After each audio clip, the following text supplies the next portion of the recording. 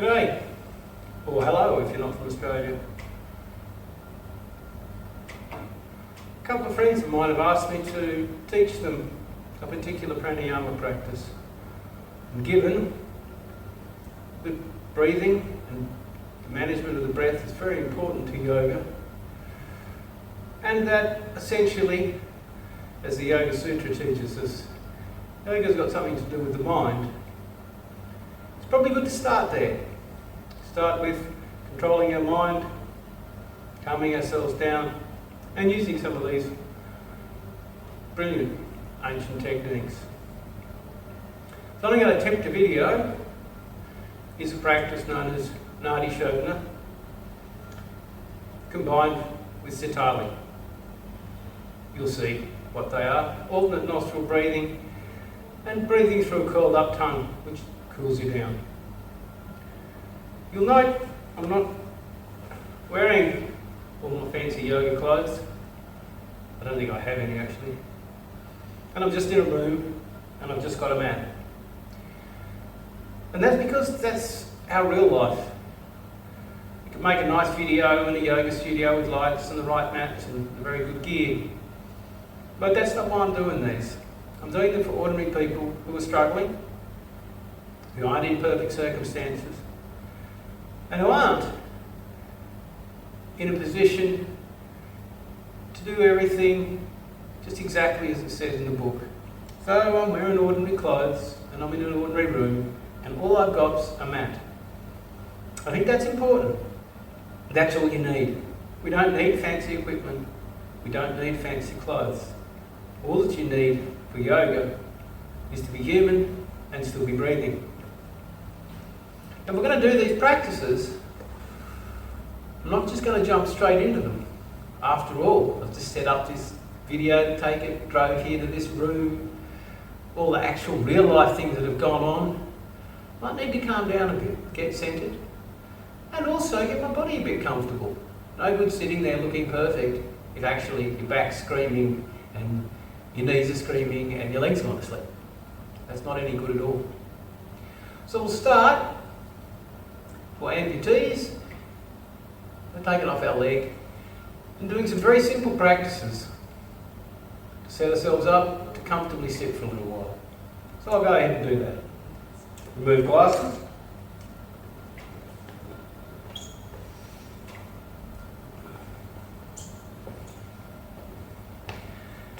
Sit down.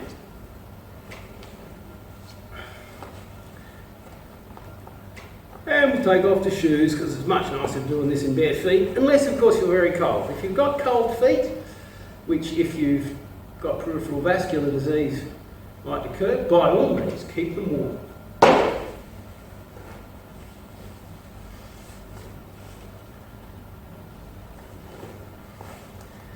And it might be a nice idea to take off my other shoe.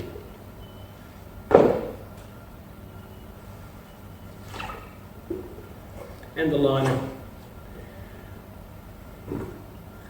What I'm going to start with is just simply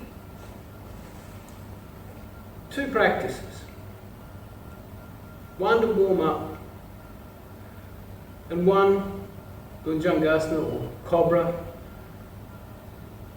to flex my back a bit because I'll be like this because I've been driving and sitting, and then something to balance that. And then we'll get stuck into the pranayama that I want to teach my friends and anyone else watching. I might start by warming up. That's very important. You don't want to start with cold muscles, stiff muscles. You want to get into this stuff gradually. Well, if you're missing a leg or a couple of legs, you've got to watch your clothes don't get in the way. I'm sure there's a market for clothes specifically for people missing limbs. I'm going to start by warming up. Now my knee on my short leg is very stiff. It does a lot of work carrying that fabulous prosthesis. So I need to start by getting that one flexed up a bit and get my body nice and mobile.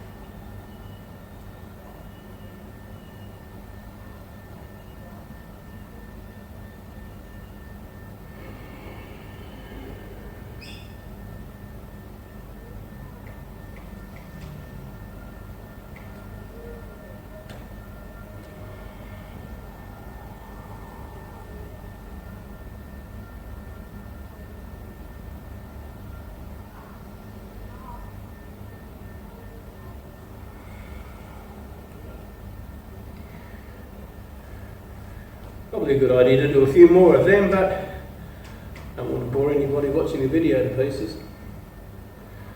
So now, my body's moved a bit, and I have a purpose. And we've always got to do things for a purpose. The purpose is to get some flexibility into the knee on my short leg, because it gets pretty stiff, as I said before. And your warm-up or any of your practice will depend on what your purpose is and what your issues are. So it's important for me and anybody else teaching to teach you the principles that we're employing so you can adapt them to your own issues, your own body type, your own nature.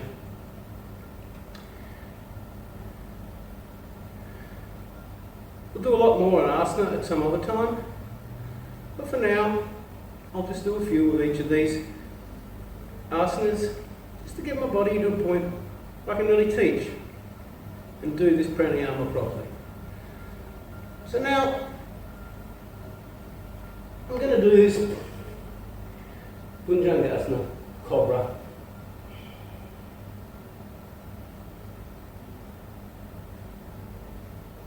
I'm going to start breathing before I start moving, and I'm going to finish breathing after I finish moving.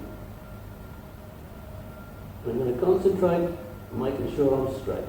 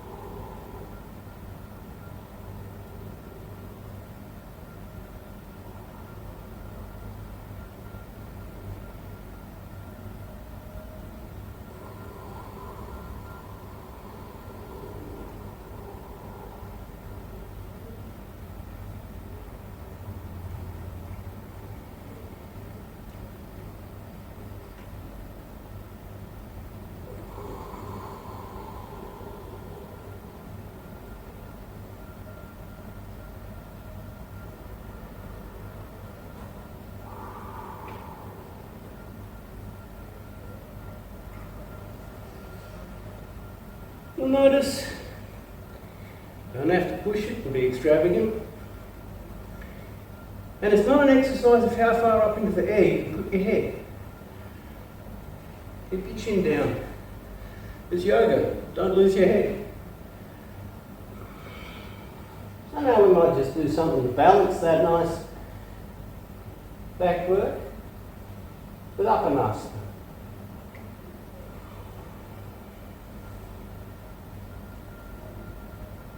Start breathing before you start moving. Stop moving before you stop breathing.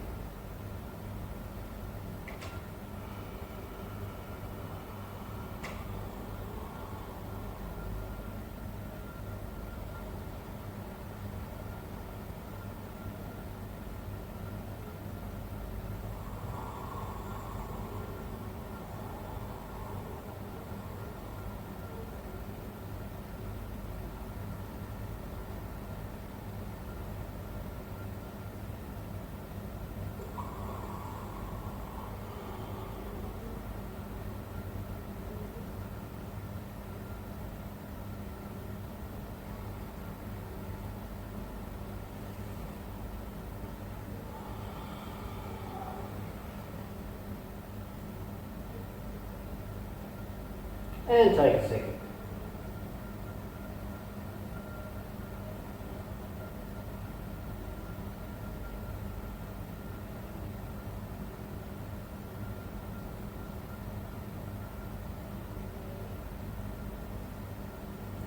Now there's a lot more I can do, but for now, that'll do to set myself up. The body moves a bit, the energy's moving in my body, and I've started to focus on what I'm doing. It's a good start. Now you can do this sitting in a chair, I like to do it sitting on a mat. Whatever you do, make sure you're comfortable.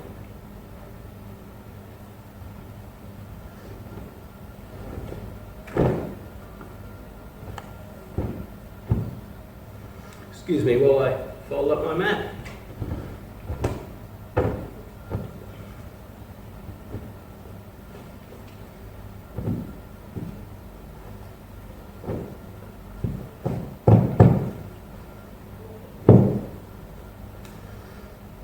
I like these thick cotton mats. They're great for sitting on as well as practicing on. And they're not spongy, so they give you a better base. I'll just get my nice little purple mat to put my short leg on. And we'll begin.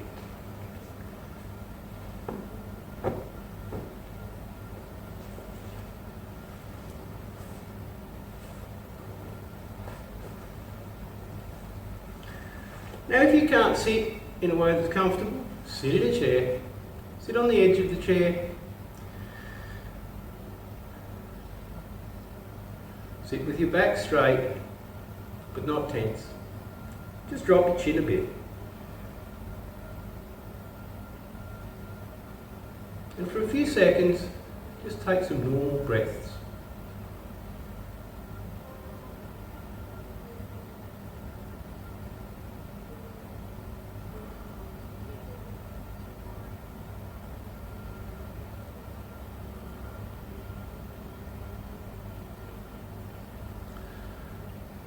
I'm going to do some counting. I'm going to count using the joints of my fingers in a spiral in, which is the traditional way to count. You've got 12 finger joints and you can go 1, 2, 3, 4, 5, 6, 7, 8, 9, 10, 11, 12. So one full hand is 12 breaths. I'll just start this. Let's sit up straight. Breathe into the heart center.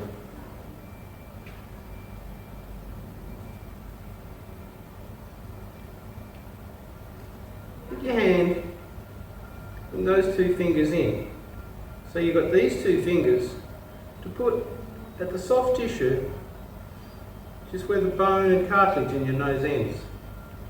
I'm going to use this finger, supported by the little finger, and the thumb to control the in-breath and the out-breath, so they're consistent, and so that we can let the out-breath be lengthened without having to use our abdominal and our chest muscles, our diaphragm. So we can be quite relaxed while we're doing this breathing.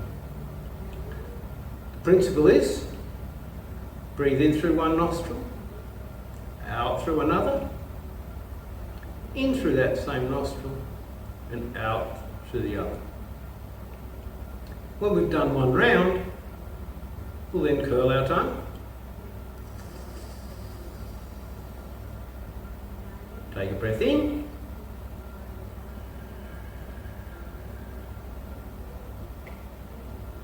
And take a breath out. I'll show you. Firstly, think of the fingers as helping the breath in and helping the breath out. No force. No running out of breath. I'm just going to let my breath come in for a count of 4 and lengthen it through a few breaths until I'm breathing out for a count of 8.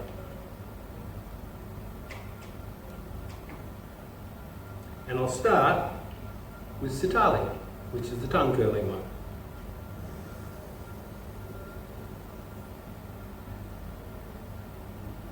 Fingers to the nose, gently draw down till you get to the right place. Close one nostril with your thumb and restrict the other so that your out breath can be controlled gently.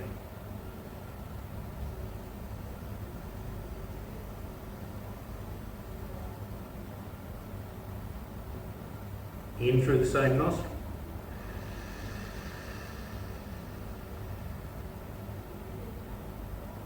And then out. Change fingers, out that way.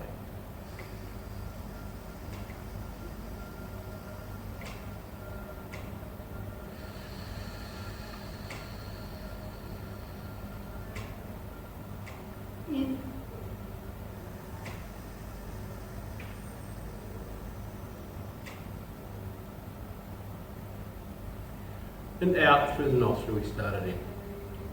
So let's do a complete round. Breathe in.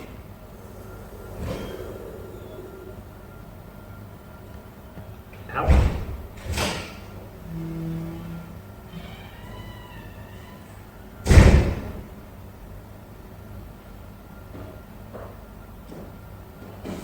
In.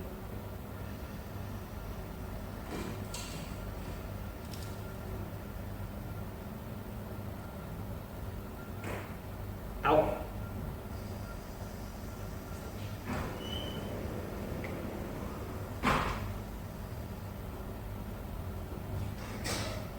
In.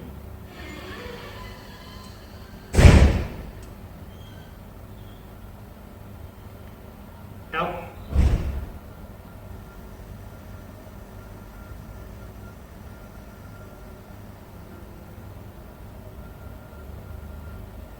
And finally,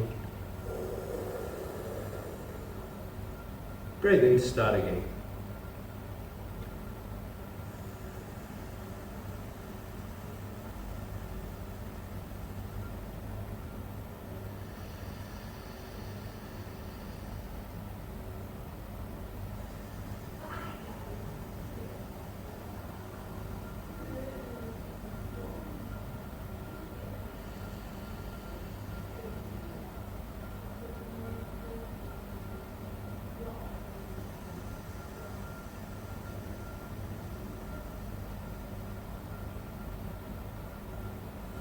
And there's one round. Time your breathing so that it's consistent, either by silently repeating a mantra, using a metronome, or counting slowly. Counting slowly, so like 1, 2, 3. Avoid revving yourself up by counting very quickly.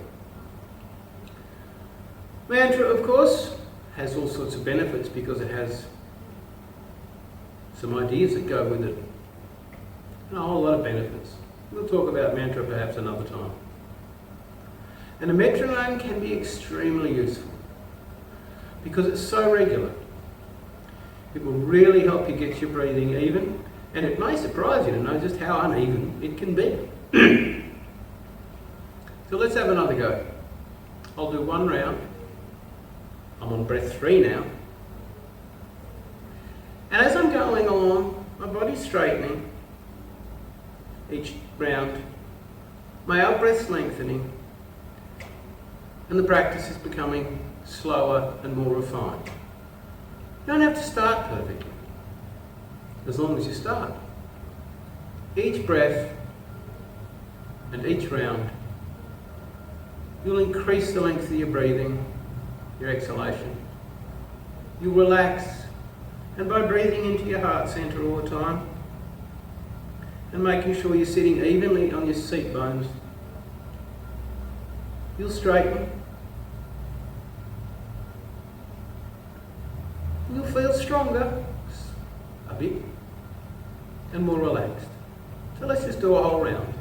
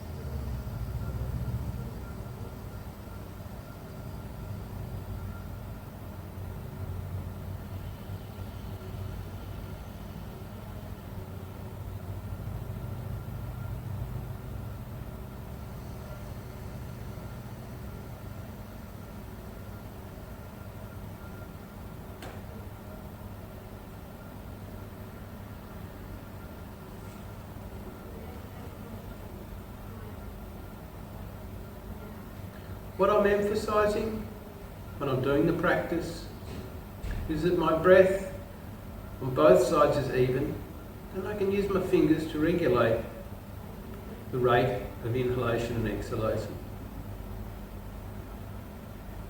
I'm keeping my chin down as much as possible, letting go down, not forcing, and allowing the power of the exhalation to relax my body and focus my mind. It's a complicated practice to start with.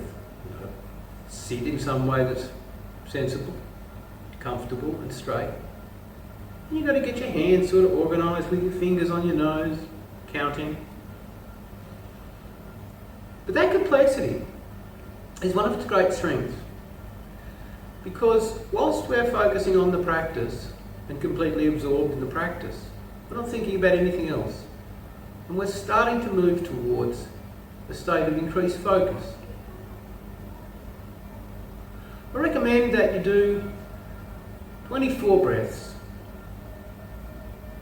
twice around your hand.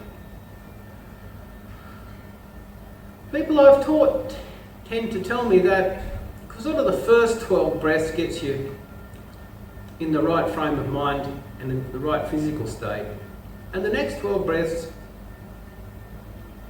really do seem to have a very calming, very cleansing effect. That's my experience as well. If you're a bit older and your life's full of all sorts of dramas, has been, there's more to get worried about, perhaps extend the count to 30 or 36. Don't rush. Don't make an exercise of it. Just do it gently. And if you lose count and you forget which nostril you're supposed to be on, don't worry. That happens to everybody at the beginning. Just start again from where you are and get through to the end. One day, you'll focus completely on all 24 breaths, but you won't do that at the beginning, and don't beat yourself up about it if you don't. Once you've finished, sit quietly for a while, perhaps with your eyes closed or almost closed. Almost closed to let in a little bit of light. It's a very good way to sit quietly and meditate. Keep your chin down, look down, even though your eyes are closed. And allow your neck to gently straighten.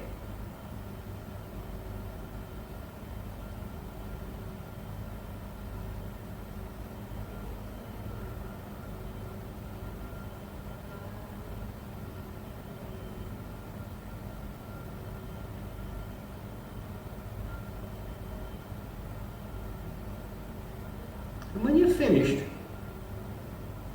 sitting there quietly, watching your breath, don't rush, don't jump up. Perhaps open your eyes for a second, half a second, close them again. Just get used to what you're going to see around you when you get going.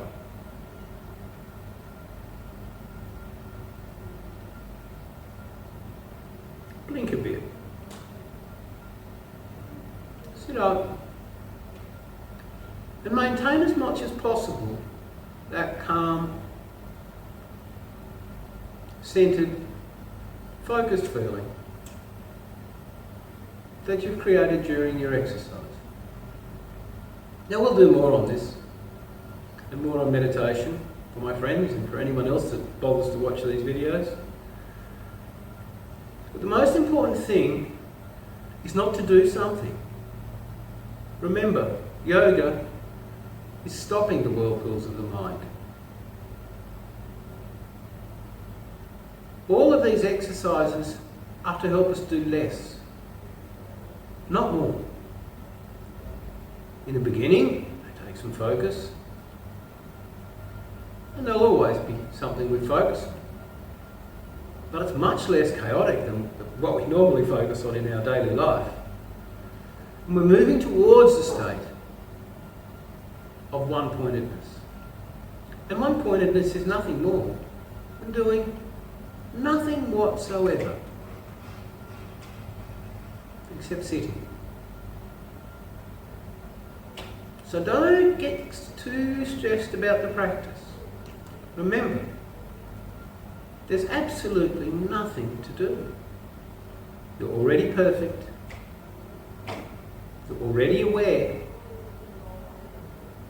We're just changing the state of our awareness. So we are more identified with our awareness than less identified with all the stuff going on around us, including discomfort in our body and an ever-changing mind. So whilst you do the practice, and I suggest you do, try and do it smoothly and as effectively as you can. Don't beat yourself up about doing it right. Take the time to do as little as possible.